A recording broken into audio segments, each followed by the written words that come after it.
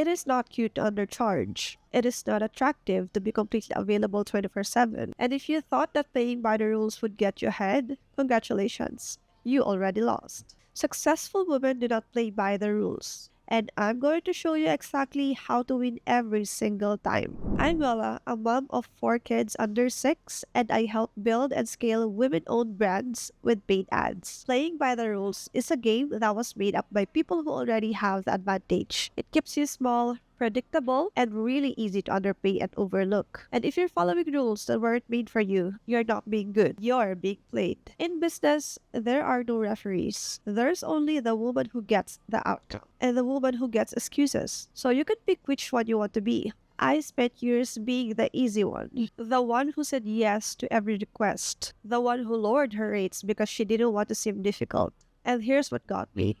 $2,000 gigs while watching women with half my experience charge five times what I did. So today, I'm breaking down exactly what successful women do differently. The actual moves that took me from those $2,000 gigs to consistent six-figure months. Not theory, not inspiration. Real strategy from someone who learned the hard way so you don't have to. Let me call something out. We were all taught the same thing. Be agreeable, keep your head down, work hard, don't make waves, and eventually someone will see your value and reward you for it. I believe that for years, and that's exactly where most people get it wrong. Because while you're being polite, someone else is walking into the room naming her price and getting exactly what she wants. And she doesn't feel bad about it. I used to think that being easy to work with was my superpower, that it made me trustworthy, professional, the one everyone wanted to be in their team. But what it actually made me was invisible. I was answering DMs at 10 p.m. I was lowering my rates before anyone even asked. I was saying yes to projects that made me want to cry on Sunday nights. And you know what I got for all of that? Burnt out, resentment, and an income ceiling I could not break through no matter how hard I worked. Up until recently, and still to a certain degree, I thought being the accommodating one was keeping me safe. It wasn't. It was keeping me stuck. What the women who are winning actually do. So I started paying attention, like really paying attention to the women around me who were actually winning. And listen, they weren't nicer than me. They weren't smarter. They weren't working more hours. I guarantee it. But they were doing three things I wasn't. First, they controlled the frame, meaning they walked into every conversation already knowing what they wanted, and they made the other person respond to their terms, not the other way around. When a client asked, "Can you lower your rate?" they didn't scramble. They didn't justify. They said, "What's your budget for this project?" One question puts you on defense, the other puts you in control. And that is it. That's the whole difference. I have to remind myself of this consistently, but the person asking the questions is the person with the power every single time. Most people think that being accommodating is the same as being valuable. It's not. It's just being easy to negotiate down. Second, they played the long game.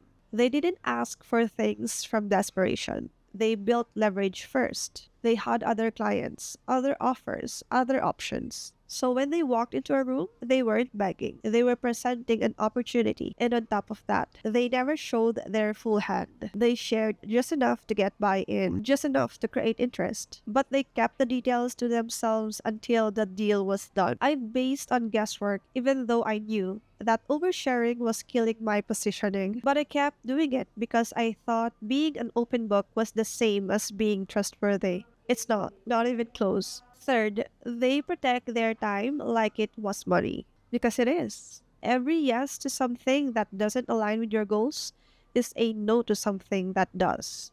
Every single time. The women who are winning, they have a default no. And they don't apologize for it. They don't over-explain their boundaries. They don't write a paragraph about why they can't take a call at 9 p.m. They just say no. And then ultimately, they make sure every interaction has an exchange. Not always money. Sometimes it's access. Sometimes it's information. Sometimes it's a favor. But it's always mutual. The shift that changed everything.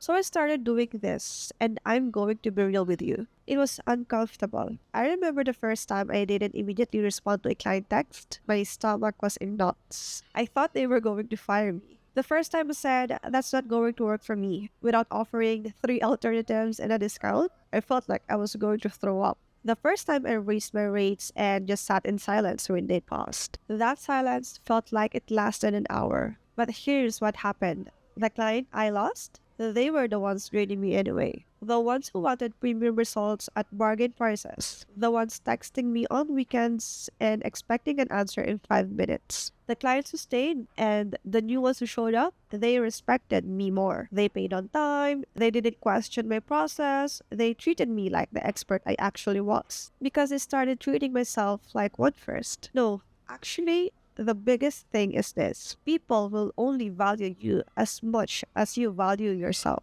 That's not a cute quote, that's how business works. If you're negotiating from scarcity, they can smell it from a mile away and they will use it. But if you walk in knowing your worth, knowing your options, knowing you don't need this particular deal, everything shifts. I went from $2,000 gigs to consistent six-figure months. Not because I got better at running ads, because I got better at positioning myself. I stopped becoming the woman who was grateful for the opportunity, and I became the woman who was the opportunity. Let me get specific because I know you. You want the actual moves. So here are the rules I broke that changed everything. Rule number one, don't be difficult. I stopped saying yes to things that didn't serve me. I stopped shrinking to make other people comfortable. I stopped being easy to work with at the expense of my own sanity. And you know what? The right people stayed. The wrong ones left. And I finally had the room to breathe and build something real. Rule number two, don't talk about money first. I started naming my price before anyone else could. I anchored high and I let them come down to where I actually wanted to be. And on top of that, I stopped apologizing for what I charged. My pricing was not a conversation. It was the cost of working with me. That is it. Rule number three, don't make it about you. I stopped framing my questions around what I needed. I started framing them around what the other person would gain. When I raised my rates, I didn't say, I need to charge more. I said, here's what you get at this investment level. When I wanted to delegate to my team, I didn't say, I'm drowning. I said, this frees me up to focus on the strategy that's actually driving your results. Does it make sense? The question became about them. And that's when they started saying yes. Again, these are the rules I broke. Rule number four, always be available. I stopped responding to every message immediately. I stopped treating other people's urgency like my emergency. I created boundaries around my time and I trained people to respect them. And then ultimately, the ones who couldn't handle that, they were never my people to begin with. Rule number five, never show emotion. This was hard because we're told that being emotional makes us weak, that we need to be perfectly composed at all times. But emotional control isn't about stuffing everything down. It's about choosing when and how you respond. I stopped reacting in the moment when something triggered me.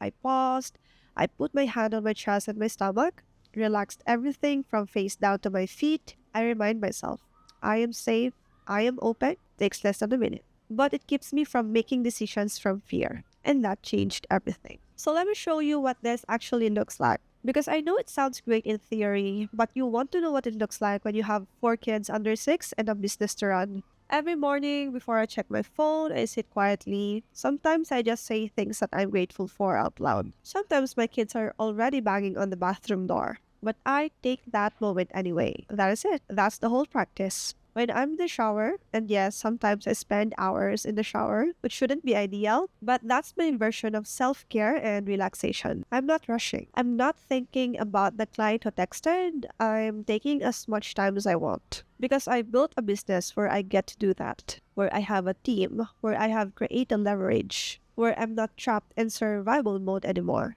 I stopped hoarding every task because I thought I was the only one who could do it right. I let go of my clients who drained me. I raised my standards in my business, in my relationships, in my life. And here's what happened. My income went up, my stress went down. I stopped forcing everything and started flowing. Not because I found some magic formula, because I stopped following rules that were never designed for me to win. So if you're still playing by the rules right now, still waiting for someone to notice how hard you're working, still saying yes when every part of you wants to say no, I need you to hear me on this. The women who are winning are not better than you. They are not more talented than you. They are just not pretending that playing by the rules will get them anywhere, because it doesn't. You don't need to do all of this tomorrow. Pick one thing, one boundary, one conversation where you choose yourself over being agreeable, and watch what happens. I guarantee it. Drop a comment and tell me which rule you're breaking first. I want to hear it. And if this hits home, subscribe. We're just getting started.